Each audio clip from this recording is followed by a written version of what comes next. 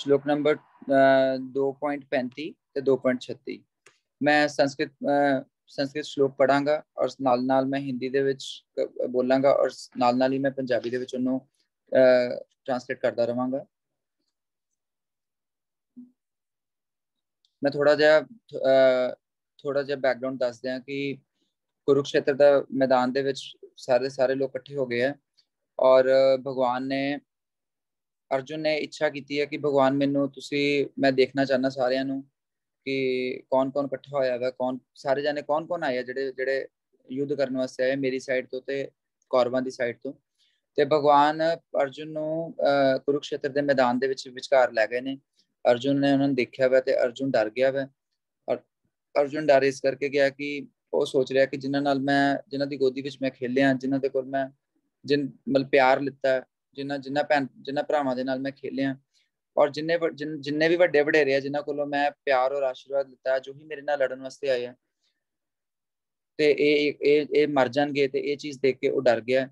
ਹੁਣ ਭਗਵਾਨ ਐਕਚੁਅਲੀ ਉਹਨੂੰ ਜਿਹੜਾ ਉਹਦੇ ਅੱਖਾਂ ਦੇ ਉੱਤੇ ਆਪਣੇਪਨ ਦਾ ਜਾਂ ਤੁਸੀਂ ਕਹ ਦਿਓ ਜਾਂ ਮਾਇਆ ਦਾ ਜਿਹੜਾ ਪਰਦਾ ਲੱਗਾ ਦਾ ਵਾ ਉਹਨੂੰ ਸਾਫ਼ ਕਰਕੇ ਤੇ ਉਹਨੂੰ ਸੱਚਾਈ ਦਾ ਆਇਨਾ ਦਿਖਾ ਰਹੇ ਨੇ।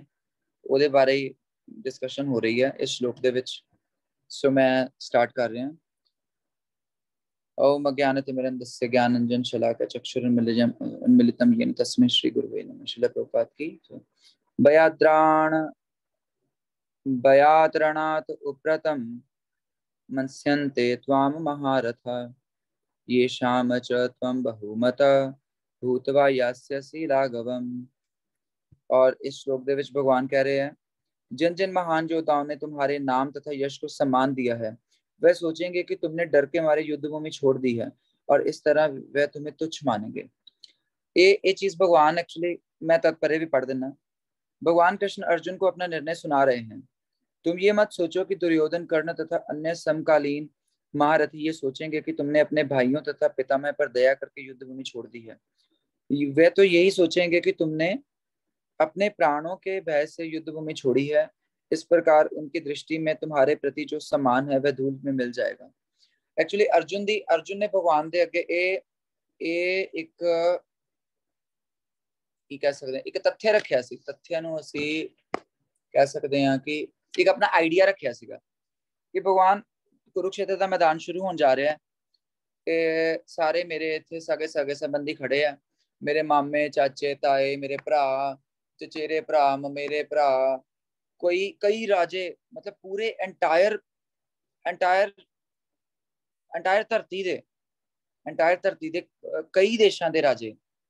ਜਿਸ ਤਰ੍ਹਾਂ ਅੱਜ ਕੱਲ ਤੇ ਅਸੀਂ ਦੇਖਦੇ ਹਾਂ ਕਿ ਅਸੀਂ ਕੰਟਰੀਜ਼ ਨੂੰ ਡਿਵਾਈਡ ਕਰ ਰਹੇ ਹਾਂ। ਉਸ ਟਾਈਮ ਤੇ ਕੰਟਰੀਜ਼ ਦੀ ਪੋਜੀਸ਼ਨ ਵੀ ਅਲੱਗ-ਅਲੱਗ ਸੀ। ਜਿੱਦਾਂ ਅਸੀਂ ਪੁਰਾਣਾ ਇੰਡੀਆ ਦਾ ਮੈਪ ਦੇਖੀਏ ਤੇ ਇੰਡੀਆ, ਪਾਕਿਸਤਾਨ, ਅਫਗਾਨਿਸਤਾਨ ਔਰ इधर वाली साइड ऐसी इधर वाली साइड भी देखिए नेपाल, भूटान, बर्मा, ਇਹ ਸਭ ਦੀਆਂ ਸਭ ਚੀਜ਼ਾਂ ਇਹ ਇੱਕ ਭਾਰਤ ਵਰਸ਼ ਦੇ ਵਿੱਚ ਹੀ ਆਉਂਦੀਆਂ ਸੀ। ਭਾਰਤ ਵਰਸ਼ ਬਹੁਤ ਵਾਸਟ ਸੀ ਔਰ ਇਸ ਭਾਰਤ ਵਰਸ਼ ਦੇ ਵਿੱਚ ਕਈ ਛੋਟੇ ਰਾਜ मतलब ਰਾਜੇ ਸੀਗੇ।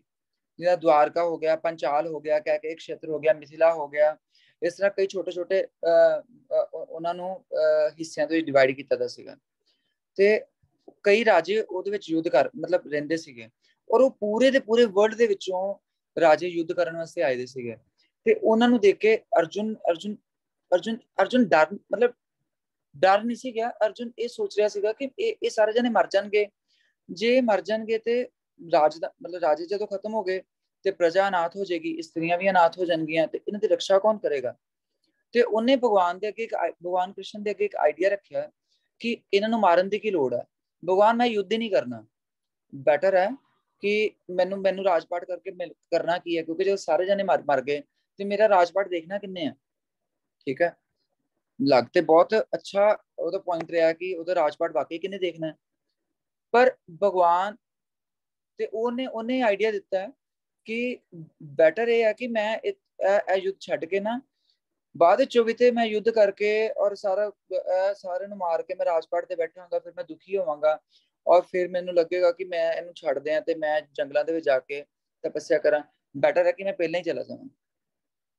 ਉਹਦੇ ਇਸ ਆਈਡੀਆ ਨੂੰ ਭਗਵਾਨ ਕੱਟ ਰਹੇ ਆ, ਕਿਉਂਕਿ ਭਗਵਾਨ ਦਾ ਪਲੈਨਿੰਗ ਕੀ ਹੈ, ਭਗਵਾਨ ਦੀ ਪਲੈਨਿੰਗ ਇਹ ਹੈ ਕਿ ਜਿੰਨੇ ਵੀ ਅਧਰਮੀ ਰਾਜਾ ਨੇ, ਜਿਨ੍ਹਾਂ ਨੇ ਕਿ ਅਰਾਜਕਤਾ ਔਰ ਅਰਾਜਕਤਾ ਬੋਲਦੇ ਆ, ਇੱਕ ਤੇ ਬੋਲਦੇ ਰਾਜਤੰਤਰ, ਰਾਜਨੀਤੀ ਦਾ ਮਤਲਬ ਬਹੁਤ ਸਾਰੇ ਲੋਕ ਅੱਜ ਕੱਲ ਰਾਜਨੀਤੀ ਨੂੰ ਗਲਤ ਤਰੀਕੇ ਦੇ ਨਾਲ ਡਿਫਾਈਨ ਕਰਦੇ ਨੇ। ਰਾਜਨੀਤੀ ਦੋ ਚੀਜ਼ਾਂ ਦੇ ਨਾਲ ਬਣੀ ਹੈ, ਰਾਜ ਪਲੱਸ ਨੀਤੀ। ਨੀਤੀ ਰਾਜ ਮਤਲਬ ਰਾਜ්य ਕਰਨਾ, ਕਿਸੇ ਦੇ ਉੱਤੇ ਤੁਸੀਂ ਸ਼ਾਸਨ ਕਰਨਾ, ਓਕੇ। ਔਰ ਨੀਤੀ ਦਾ ਮਤਲਬ ਹੁੰਦਾ ਵਾ ਅਕੋਰਡਿੰਗ ਟੂ ਦਾ ਧਰਮ ਸ਼ਾਸਤਰਾਂ ਦੇ ਵਿੱਚ ਜੋ ਸਾਡੇ ਐਪਿਕਸ, ਜੋ ਸਾਡੇ ਧਰਮ ਸ਼ਾਸਤਰਾਂ ਦੇ ਵਿੱਚ, ਜੋ ਸਾਡੇ ਗ੍ਰੰਥਾਂ ਦੇ ਵਿੱਚ, ਵੇਦਾਸ ਦੇ ਵਿੱਚ ਰਾਜ ਕਰਨ ਬਾਰੇ ਗਾਈਡਲਾਈਨਸ ਹੈਗੀਆਂ ਨੇ, ਉਹਨਾਂ ਨੂੰ ਫੋਲੋ ਕਰਦੇ, ਉਸ ਨੀਤੀ ਨੂੰ ਫੋਲੋ ਕਰਦੇ ਹੋਏ, ਉਸ ਰਸਤੇ ਦੇ ਉੱਤੇ, ਉਸ ਧਰਮ ਦੇ ਰਸਤੇ ਦੇ ਉੱਤੇ ਚੱਲਦੇ ਹੋਏ ਅਗਰ ਅਸੀਂ ਉਸ ਨੀਤੀ ਦੇ ਨਾਲ ਕਿਸੇ ਪ੍ਰਜਾ ਦੇ ਉੱਤੇ ਸ਼ਾਸਨ ਕਰਦੇ ਹਾਂ ਤੇ ਉਹਨੂੰ ਬੋਲਦੇ ਰਾਜਨੀਤੀ। ਪਰ ਅੱਜ ਕੱਲ ਕੀ ਹੈ, ਅੱਜ ਕੱਲ ਇਸ ਰਾਜਨੀਤੀ ਵਰਡ ਨੂੰ ਅਸੀਂ ਲੋਕ ਮੌਕਿੰਗ ਮਤਲਬ ਮਜ਼ਾਕ ਦੇ ਤੌਰ ਦੇ ਨਾਲ ਜਾਂ ਫਿਰ ਗਲਤ ਤਰੀਕੇ ਦੇ ਨਾਲ ਅਸੀਂ ਇਸ ਚੀਜ਼ ਨੂੰ ਡਿਫਾਈਨ ਕਰਦੇ ਹਾਂ। ਤੇ ਉਸ ਚੀਜ਼ ਦੇ ਉੱਤੇ ਭਗਵਾਨ ਅਰਜੁਨ ਨੂੰ ਡਾਂਟਦੇ ਹੋਏ ਕਹਿ ਰਿਹਾ ਹੈ ਕਿ ਤੈਨੂੰ ਲੱਗ ਰਿਹਾ ਕਿ ਤੂੰ ਯੁੱਧ ਦਾ ਮੈਦਾਨ ਛੱਡ ਕੇ ਅਗਰ ਤੂੰ ਚਲਾ ਜਾਏਗਾ ਤਪੱਸਿਆ ਕਰਨ ਵਾਸਤੇ, ਠੀਕ ਹੈ, ਤੇ ਜਿਹੜੇ ਇੱਥੇ ਐਡੇ ਵੱਡੇ ਰਾਜੇ ਆਏ ਦੇ ਨੇ ਨਾ, ਉਹਨਾਂ ਨੇ ਇਹ ਨਹੀਂ ਦੇਖਣਾ ਕਿ ਤੂੰ ਉਹਨਾਂ ਨੂੰ ਬਚਾਉਣ ਵਾਸਤੇ, ਜਾਨ ਬਚਾਉਣ ਵਾਸਤੇ ਜਾਂ ਉਹਨਾਂ ਦੇ ਵਾਸਤੇ ਜੰਗਲ ਛੱਡ ਕੇ ਜਾ ਰਿਹਾ, ਤੂੰ ਬੇਵਕੂਫ ਹੈ। ਉਹਨਾਂ ਨੇ ਇਹ ਦੇਖਣਾ ਕਿ ਇਹ ਡਰ ਗਿਆ ਵਾ, ਇਹ ਡਰਪੋਕ ਹੈ, ਠੀਕ ਹੈ। ਜਿੱਦਾਂ ਅੱਜ ਕੱਲ ਲੜਾਈਆਂ ਹੁੰਦੀਆਂ ਨੇ ਤੇ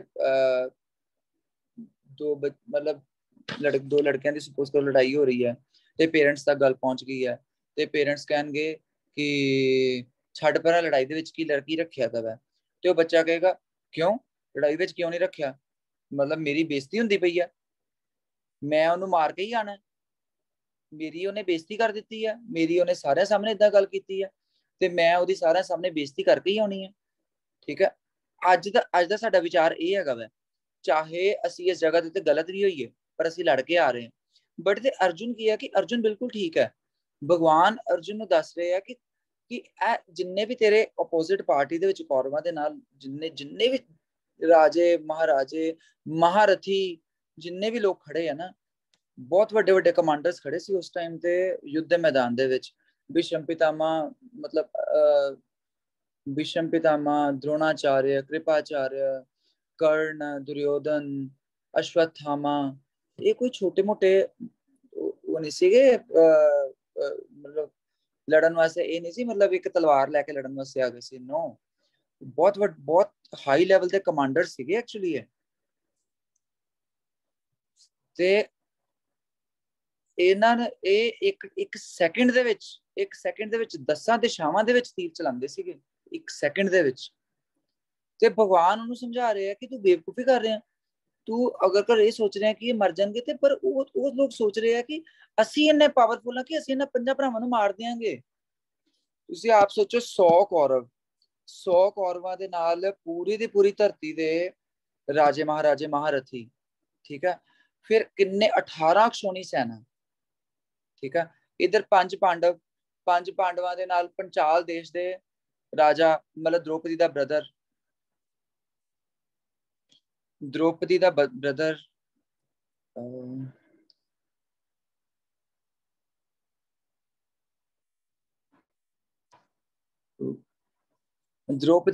ਆਇਆ ਦਾ ਵਿੱਚ, ਔਰ ਜ਼ਿਆਦਾ ਕੋਈ ਨਹੀਂ ਸੀ ਲੋਕ ਅਰਜੁਨ ਦੇ ਨਾਲ। ਵੱਧ ਤੋਂ ਵੱਧ ਕਿੰਨੀ ਅਕਸ਼ੋਣੀ ਸੈਨਾ ਸੀ, 4 5 ਨਹੀਂ ਤੇ 6 ਅਕਸ਼ੋਣੀ ਸੈਨਾ ਹੋਣੀ ਹੈ। ਔਰ ਉਧਰਲੇ ਪਾਸੇ ਦੁਰਯੋਧਨ, ਕੌਰਵਾਂ ਦੇ ਕੋਲ 12 13 ਅਕਸ਼ੋਣੀ ਸੈਨਾ ਸੀਗੀ।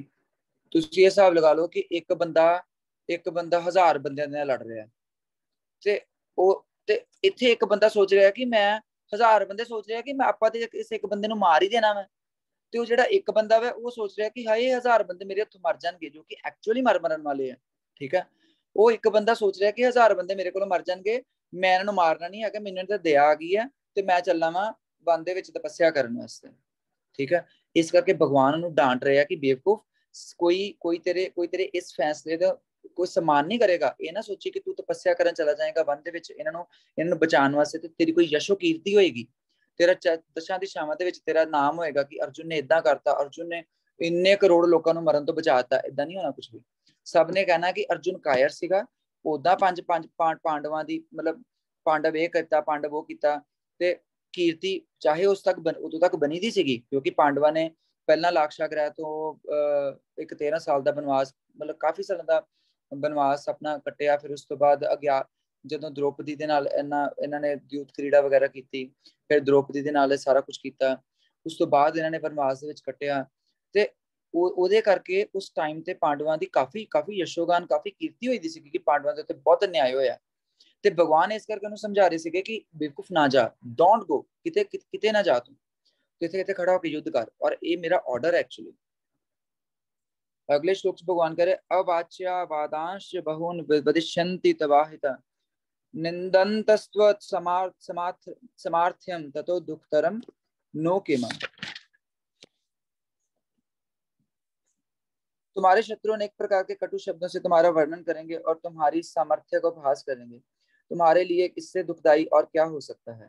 तात्पर्य देव श्रील प्रभुपाद कह रहे हैं प्रारंभ में ही भगवान कृष्ण को अर्जुन के अयाचित दया भाव पर आश्चर्य हुआ तथा उन्होंने इस दया भाव को अनार्चित बताया था। अब उन्होंने विस्तार से अर्जुन के तथाकथित दया भाव के विरुद्ध कहे गए अपने वचनों को सिद्ध कर दिया है। भगवान फिर चीज कह रहे हैं। क्यों कह रहे हैं? क्योंकि बचपन तो लैके ਜਦੋਂ ਪਾਂਡੂ ਇਹ ਦੋ ਬ੍ਰਦਰਸ ਸੀਗੇ, ਠੀਕ ਹੈ, ਇੱਕ ਧਿਤਰਾਸ਼ਟਰ ਔਰ ਇੱਕ ਪਾਂਡੂ ਦੇ ਕੋਲ ਗੱਦੀ ਆਈ ਪਰ ਪਾਂਡੂ ਨੂੰ ਮਤਲਬ ਪਾਂਡੂ ਦੇ ਕੋਲੋਂ ਇੱਕ ਬ੍ਰਾਹਮਣਾਂ ਦੀ ਹੱਤਿਆ ਹੋ ਗਈ ਸੀਗੀ ਤਾਂ ਉਹਨਾਂ ਨੂੰ ਪਾਂਡੂ ਨੂੰ ਸ਼ਰਾਪ ਮਿਲ ਗਿਆ ਸੀਗਾ। ਉਹਦੇ ਕਰਕੇ ਪਾਂਡੂ ਦੀ ਮ੍ਰਿਤੂ ਹੋ ਗਈ। ਕੁੰਤੀ ਮਹਾਰਾਣੀ ਐਜ਼ ਅ ਵਿਧਵਾ ਹੋ ਕੇ ਕੁੰਤੀ ਮਹਾਰਾਣੀ ਨੇ 5 ਬੱਚਿਆਂ ਨੂੰ ਧਿਤਰਾਸ਼ਟਰ ਦੇ ਮਹਿਲ ਦੇ ਵਿੱਚ ਲੈ ਕੇ ਗਏ ਕਿਉਂਕਿ ਉਸ ਵੇਲੇ ਜਿੰਨੇ ਵੀ ਰਾਜਰਸ਼ੀ ਸੀ ਜੋ ਰਿਸ਼ੀ ਮਹਰਸ਼ੀ ਸੀਗੇ, ਮੁਨੀ ਸੀਗੇ, ਉਹਨਾਂ ਨੇ ਇਹ ਗਾਈਡ ਕੀਤਾ ਕਿਉਂਕਿ ਉਸ ਟਾਈਮ ਦੇ ਉੱਤੇ ਕੀ ਸੀਗਾ ਕਿ ਜਿਹੜੇ ਵੀ ਰਾਜਕੁਲ ਦੇ ਲੋਕ ਹੁੰਦੇ ਸੀਗੇ ਕੁਝ ਵੀ ਕਰਦੇ ਸੀਗੇ ਉਹ ਧਰਮ ਸ਼ਾਸਤਰਾਂ ਦੇ ਵਿੱਚ ਕੀ ਲਿਖਿਆ ਦਾ ਵਾ ਉਹ ਪੁੱਛ ਕੇ ਮਤਲਬ ਜਿਨ੍ਹਾਂ ਨੂੰ ਧਰਮ ਦਾ ਪਤਾ ਹੁੰਦਾ ਸੀਗਾ ਉਹਨਾਂ ਨੂੰ ਪੁੱਛਦੇ ਸੀਗੇ ਕਿ ਹੁਣ ਕੀ ਕਰੀਏ। ਇਸ ਕਰਕੇ ਡਿਸਾਈਡ ਇਹ ਹੋਇਆ ਸੀਗਾ ਕਿ ਕੁੰਤੀ ਮਹਾਰਾਣੀ ਧਿਤਰਾਸ਼ਟਰ ਦੇ ਕੋਲ ਜਾਏ, ਧਿਤਰਾਸ਼ਟਰ ਰਾਜਾ ਬਣੇ ਔਰ 5 ਪਾਂਡਵਾਂ ਦਾ ਜਿਹੜਾ ਲਾਲਨ ਪੋਸ਼ਣ ਹੈ ਉਹ ਮਹਿਲ ਦੇ ਵਿੱਚ ਹੀ ਹੋਏਗਾ ਧਿਤਰਾਸ਼ਟਰ ਦੇ ਅੰਡਰ। ਤੇ ਉਸ ਮਹਿਲ ਦੇ ਜਦੋਂ ਇਹ ਸਭ ਕੁਝ ਹੋਇਆ ਉਸ ਵੇਲੇ ਕੌਰਵਾਂ ਦਾ ਜਨਮ ਹੋ ਗਿਆ ਦਾ ਸੀਗਾ ਤੇ ਕੌਰਵਾਂ ਦੇ ਅੰਦਰ ਬਾਈ ਬਰਥ ਮਾਮਾ ਸ਼ਕੁਨੀ ਸਭ ਨੇ ਸੁਣਿਆ ਦਾ। ਅਸੀਂ ਸਭ ਲੋਕ ਇੱਕ ਦੂਜੇ ਨੂੰ ਕਿਸੇ ਵੇਲੇ ਮਜ਼ਾਕ ਦੇ ਨਾਲ ਕਹਿ ਦਿੰਦੇ ਆ ਕਿ ਇਹ ਤੇ ਮਾਮਾ ਸ਼ਕੁਨੀ ਹੈ ਹੀ ਹੈ। ਮਾਮਾ ਸ਼ਕੁਨੀ ਮਤਲਬ ਕਿ ਮਾਮਾ ਸ਼ਕੁਨੀ ਨੇ ਬਚਪਨ ਤੋਂ ਹੀ ਸ਼ਾਸਤਰਾਂ ਵਿੱਚ ਲਿਖਿਆ था ਕਿ ਜਿਹੜਾ ਮਾਮਾ ਸ਼ਕੁਨੀ ਹੈ ਉਹ ਕਲਯੁਗ ਦਾ ਇੱਕ ਅਵਤਾਰ ਸੀ, ਮਤਲਬ ਕਲਯੁਗ ਨੂੰ ਰਿਪਰੈਜ਼ੈਂਟ ਕਰ ਰਿਹਾ ਸੀਗਾ। ਬਚਪਨ ਤੋਂ ਹੀ ਉਹਦੇ ਕੌਰਵਾਂ ਦੇ ਮਨ ਦੇ ਵਿੱਚ ਪਾਂਡਵਾਂ ਦੇ ਪ੍ਰਤੀ ਦਵੇਸ਼ ਭਰਿਆ ਦਾ ਸੀਗਾ ਔਰ ਸਿਰਫ ਕੌਰਵਾਂ ਦੇ ਨਹੀਂ ਧਿਤਰਾਸ਼ਟਰ ਦੇ ਮਨ ਦੇ ਵਿੱਚ ਵੀ ਭਰਿਆ ਦਾ ਸੀਗਾ। ਤੇ ਉਹ ਦੋ ਦਵੇਸ਼ ਇੰਨਾ ਸੀਗਾ ਕਿ ਬਚਪਨ ਤੋਂ ਹੀ ਕੌਰਵ ਜਿਹੜੇ ਸੀਗੇ ਉਹ ਪਾਂਡਵਾਂ ਦੇ ਐਂਟੀ ਸੀ। ਉਹ ਚਾਹੁੰਦੇ ਸੀਗੇ ਕਿ ਇਸ ਨੂੰ ਮਾਰ ਦਈਏ। ਜਿੱਦਾਂ ਉਹਨਾਂ ਨੇ ਬਹੁਤ ਵਾਰੀ ਮਤਲਬ ਇਦਾਂ ਦੇ ਕੰਮ ਕੀਤੇ, ਜਿੱਦਾਂ ਭੀਮ ਦੇ ਰੋਟੀ ਦੇ ਵਿੱਚ ਉਹਨਾਂ ਨੇ ਵਿਸ਼ ਮਿਲਾਤਾ, ਫਿਰ ਭੀਮ ਨੂੰ ਨਦੀ ਦੇ ਵਿੱਚ ਗਿਰਾ ਦਿੱਤਾ, ਫਿਰ ਯੁਧਿਸ਼ਠਿਰ ਜਾਂ ਨਕੁਲ ਸਹਦੇਵ ਨੂੰ ਕਈ ਵਾਰ ਅਸੀਂ ਜਿਹੜਾ ਟੀਜ਼ ਕਰਨਾ, ਕਮੈਂਟਿੰਗ ਕਰਨੀ ਕਿਉਂਕਿ ਕੁੰਤੀ ਮਹਾਰਾਣੀ ਰਹਿ ਤੇ ਧਿਤਰਾਸ਼ਟਰ ਦੇ ਅੰਡਰ ਹੀ ਰਹੀ ਸੀਗੀ ਔਰ ਧਿਤਰਾਸ਼ਟਰ ਰਾਜਾ ਸੀਗੇ ਤੇ ਕੌਰਵ ਨੂੰ ਅਭਿਮਾਨ ਸੀਗਾ ਕਿ ਮੈਂ ਰਾਜਾ ਦਾ ਪੁੱਤਰ ਹਾਂ ਔਰ ਇਹ ਸਾਡੇ ਐਜ਼ ਅ ਸਰਵੈਂਟ ਰਹਿ ਰਹੇ ਨੇ। ਔਰ ਕੁੰਤੀ ਮਹਾਰਾਣੀ ਨੇ ਵੀ ਉਹਨਾਂ ਨੂੰ ਸਮਝਾਇਆ ਸੀਗਾ ਕਿ ਤੁਸੀਂ ਚੁੱਪ ਕਰਕੇ ਆਪਣਾ ਟਾਈਮ ਪਾਸ ਕਰੋ। ਜਿੱਦਾਂ ਕਿਸੇ ਵੇਲੇ ਪੇਰੈਂਟਸ ਕਹਿ ਦਿੰਦੇ ਆ ਕਿ ਚੁੱਪ ਕਰ ਜਾ ਜੇ ਟਾਈਮ ਪਾਸ ਕਰ, ਇਦਾਂ ਉਹਨਾਂ ਬੱਚਿਆਂ ਨੇ ਉਹਨਾਂ 5 ਭਰਾਵਾਂ ਨੇ ਕਾਫੀ ਸਾਲਾਂ ਤੱਕ ਟਾਈਮ ਪਾਸ ਹੀ ਕੀਤਾ। ਫਿਰ ਉਸ ਤੋਂ ਬਾਅਦ ਜਦੋਂ ਥੋੜੇ ਵੱਡੇ ਹੋਏ ਤੇ ਫਿਰ ਵਿਦੁਰ ਜੀ ਨੇ ਕ੍ਰਿਪਾਚਾਰਿਆ ਭੀਸ਼ਮ ਪਿਤਾਮਹ ਨੇ ਕਿਹਾ ਕਿ ਉਹਨੇ ਸਾਰੇ ਵੱਡੇ ਹੋ ਗਏ ਆ, ਇਹਨਾਂ ਵਾਸਤੇ ਇੱਕ ਅਲੱਗ ਮਹਿਲ ਅਲੱਗ ਘਰ ਬਣਾਉਣਾ ਚਾਹੀਦਾ। ਫਿਰ ਉਹਦੇ ਵਾਸਤੇ ਵੀ ਲਾਕਸ਼ਾ ਗ੍ਰਹਿ ਲਾਖ ਦਾ ਘਰ ਬਣਾਤਾ ਜਿਹਨੂੰ ਕਿ ਇੱਕਦਮ ਹੀ ਸੜ ਜਾਏਗਾ। ਉਹ 5 ਪਾਂਡਵਾਂ ਨੂੰ ਮਾਰਨ ਵਾਸਤੇ ਪਲਾਟਿੰਗ ਕੀਤੀ ਗਈ, ਉਹਦੇ ਵਿੱਚੋਂ ਵੀ ਪਾਂਡਵ ਬਚ ਗਏ। ਫਿਰ ਉਹਨਾਂ ਨੂੰ ਜਦੋਂ ਉਹਨਾਂ ਨੇ ਆਪਣਾ ਫਿਰ ਵਾਪਸ ਆਏ ਉਹਨਾਂ ਨੇ ਫਿਰ ਮੰਗਿਆ ਕਿ ਸਾਨੂੰ ਇੱਕ ਅਲੱਗ ਰਹਿਣ ਵਾਸਤੇ ਕੋਈ ਰਾਜ੍य ਦੇ ਦਿਓ। ਫਿਰ ਉਹਨਾਂ ਨੂੰ ਖਾਂਡਵ ਵਨ ਦੇ ਵਿੱਚ ਉਹਨਾਂ ਨੇ ਕਿਹਾ ਕਿ ਤੁਸੀਂ ਆਪਣਾ ਬਣਾਓ। ਦੇਖੋ ਕਿੰਨੀ ਪਲਾਟਿੰਗ ਹੋ ਰਹੀ ਹੈ। ਅਸੀਂ ਸੋਚਦੇ ਹਾਂ ਕਿ ਸਾਡੇ ਨਾਲ ਕਿੰਨਾ ਮਾੜਾ ਹੋ ਰਿਹਾ, ਪਰ ਤੁਸੀਂ ਇਹ ਸੋਚੋ ਕਿ ਬਚਪਨ ਤੋਂ ਹੀ ਉਹਨਾਂ ਦੇ ਨਾਲ ਕਿੰਨਾ ਕੁਝ ਹੋ ਰਿਹਾ। ਤੇ ਉਹਨਾਂ ਨੂੰ ਵਨ ਦੇ ਵਿੱਚ ਕਹਿਤਾ ਕਿ ਤੁਸੀਂ ਇੱਥੇ ਆਪਣਾ ਰਾਜ්य ਬਣਾ ਲਓ।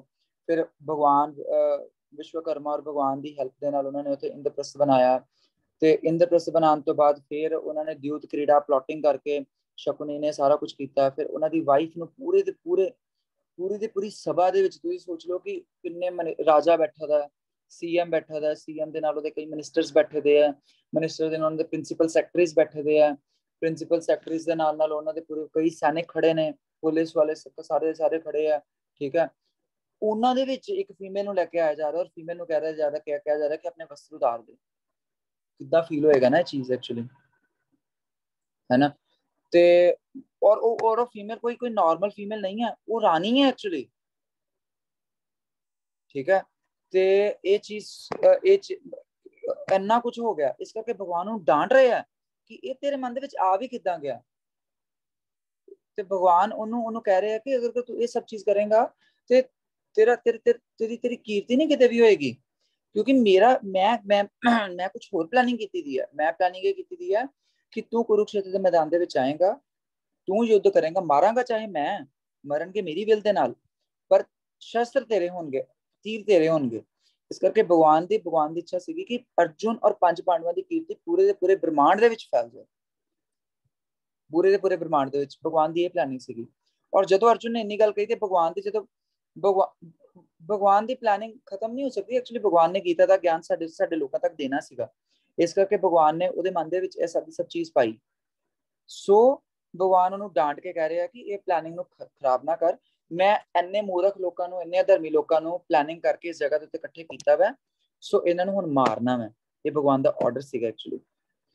ਸੋ ਇਹਨਾਂ ਦੋਵਾਂ ਸ਼ਲੋਕਾਂ ਦੇ ਵਿੱਚ ਭਗਵਾਨ ਇਹੀ ਕਹਿ ਰਹੇ ਆ ਕਿ ਜੋ ਵੀ ਅਸੀਂ ਡਿਸੀਜਨ ਲੈਣਾ ਹੋਏ, ਜਿਹਦਾ ਸਾਨੂੰ ਕਿਸੇ ਵੇਲੇ ਪਤਾ ਨਹੀਂ ਲੱਗਦਾ ਕਿ ਅਸੀਂ ਕੀ ਡਿਸੀਜਨ ਲਈਏ, ਉਹਦੇ ਵਾਸਤੇ ਸਾਨੂੰ ਗੁਰੂ ਸਾਧੂ ਔਰ ਸ਼ਾਸਤਰ ਦੇ ਕੋਲ ਜਾਣਾ ਚਾਹੀਦਾ ਔਰ ਸਾਨੂੰ ਦੇਖਣਾ ਚਾਹੀਦਾ ਕਿ ਸਾਨੂੰ ਕੀ ਕਰਨਾ ਚਾਹੀਦਾ। ਜਿੱਦਾਂ ਇਹ ਯੁੱਧ ਅਰਜੁਨ ਨੇ ਲੜਿਆ ਵਾ ਧਰਮ ਨੂੰ ਬਚਾਉਣ ਵਾਸਤੇ। ਇਹਦਾ ਮਤਲਬ ਇਹ ਨਹੀਂ ਹੈ ਕਿ ਅਸੀਂ ਜਾ ਕੇ ਉੱਥੇ ਯੁੱਧ ਲੜਨ ਲੱਗ ਜਾਈਏ ਕਿ ਭਗਵਾਨ ਕ੍ਰਿਸ਼ਨ ਨੇ ਵੀ ਤਾਂ ਯੁੱਧ ਕਰਾਇਆ ਸੀਗਾ, ਅਸੀਂ ਵੀ ਯੁੱਧ ਕਰਾ ਦਿੰਦੇ ਹਾਂ। ਇਦਾਂ ਨਹੀਂ ਹੈ। ਭਗਵਾਨ ਨੇ ਯੁੱਧ ਕਰਾਇਆ ਸੀਗਾ ਪਾਂਡਵਾਂ ਮਤਲਬ ਧਰਮ ਦੀ ਸਥਾਪਨਾ ਕਰਨ ਵਾਸਤੇ, ਠੀਕ ਹੈ। ਧਰਮ ਸੰਸਥਾਪਨ ਅਰਥਾਏ ਸੰਭਵਾਮੀ ਯੁਗੇ ਯੁਗੇ। ਧਰਮ ਦੀ ਸੰਸਥਾਪਨਾ ਕਰਨ ਵਾਸਤੇ ਭਗਵਾਨ ਨੇ ਯੁੱਧ ਕਰਾਇਆ ਸੀਗਾ। ਭਗਵਾਨ ਦਾ ਕੋਈ ਮੋਟਿਵ ਨਹੀਂ ਸੀਗਾ ਕਿ ਇੰਨੇ ਸਾਰੇ ਲੋਕਾਂ ਨੂੰ ਇਕੱਠੇ ਕਰਨਾ। ਭਗਵਾਨ ਦਾ ਮੋਟਿਵ ਸੀਗਾ ਕਿ ਇੱਕ ਯੁੱਧ ਹੋਏਗਾ ਜਿਹਦੇ ਵਿੱਚ ਪੂਰੇ ਦੇ ਪੂਰੇ ਸ਼ਲੋਕ ਦੇ ਅਧਰਮੀ ਰਾਜਾ ਇਕੱਠੇ ਹੋਣਗੇ ਔਰ ਉਹਨਾਂ ਦਾ ਵੱਧ ਹੋਏਗਾ ਨਾ 5 ਪਾਂਡਵਾਂ ਦੇ ਕੋਲ। ਤੁਸੀਂ ਸੋਚੋ, ਇੰਨੇ ਅਕਸ਼ੋਨੀ ਸੈਨਾ, ਇੰਨੇ ਮਹਾਰਥੀ ਔਰ ਮਾਰਕ ਇਹਨਾਂ ਦੇ ਥੋੜੇ 5 ਪਾਂਡਵਾਂ ਦੇ ਕੋਲ। That's it. ਔਰ ਇਹ ਸਿਰਫ ਕੌਣ ਕਰ ਸਕਦਾ? ਭਗਵਾਨ, ਹੋਰ ਕੋਈ ਨਹੀਂ ਕਰ ਸਕਦਾ। ਇਸ ਕਰਕੇ ਅਗਰ ਅਸੀਂ ਕੁਝ ਵੀ ਆਪਣੀ ਲਾਈਫ ਦੇ ਵਿੱਚ ਡਿਸੀਜਨ ਲੈਣਾ ਹੈ ਤੇ ਵੈਸ਼ਨੋ ਦੇ ਕੋਲ ਜਾਓ ਔਰ ਵੈਸ਼ਨੋ ਦੇ ਕੋਲ ਜਾ ਕੇ ਪੁੱਛੋ ਅਸੀਂ ਕੀ ਕਰੀਏ ਕੀ ਨਾ ਕਰੀਏ। ਵੈਸ਼ਨੋ ਸਾਨੂੰ ਗਾਈਡ ਕਰਨਗੇ। ਵੈਸ਼ਨੋ ਸਾਨੂੰ ਇਦਾਂ ਦਾ ਗਾਈਡ ਕਰਨਗੇ ਕਿ ਅਸੀਂ ਸਾਡਾ ਹਰ ਡਿਸੀਜਨ ਸਾਨੂੰ ਭਗਵਾਨ ਤੱਕ ਲੈ ਕੇ ਜਾਏਗਾ, ਭਗਵਾਨ ਤੋਂ ਦੂਰ ਨਹੀਂ ਕਰੇਗਾ। ਇਸ ਕਰਕੇ ਕਦੀ ਵੀ ਲਾਈਫ ਦੇ ਵਿੱਚ ਕੋਈ ਵੀ ਡਿਸੀਜਨ ਲੈਣਾ ਹੋਵੇ, ਉਹ ਡਿਸੀਜਨ ਲੈਣ ਤੋਂ ਪਹਿਲਾਂ ਇੱਕ ਵਾਰੀ ਸੋਚੋ ਕਿ ਕੀ ਇਹ ਡਿਸੀਜਨ ਮੈਨੂੰ ਮੇਰੀ ਭਗਤੀ ਦੇ ਵਿੱਚ ਅੱਗੇ ਲੈ ਕੇ ਜਾ ਰਿਹਾ ਕਿ ਮੈਨੂੰ ਪਿੱਛੇ ਖਿੱਚ ਰਿਹਾ। ਸੋ ਅੱਜ ਦਾ ਐਕਚੁਅਲੀ ਨਿਚੋੜ ਇਹੀ ਹੈ। हरे कृष्ण। श्रील प्रभुपाद की जय।